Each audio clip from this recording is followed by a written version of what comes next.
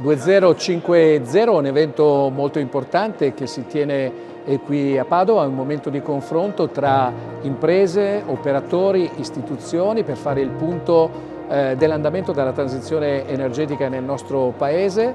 Abbiamo parlato di sviluppo delle rinnovabili, di efficientamento energetico su tutto.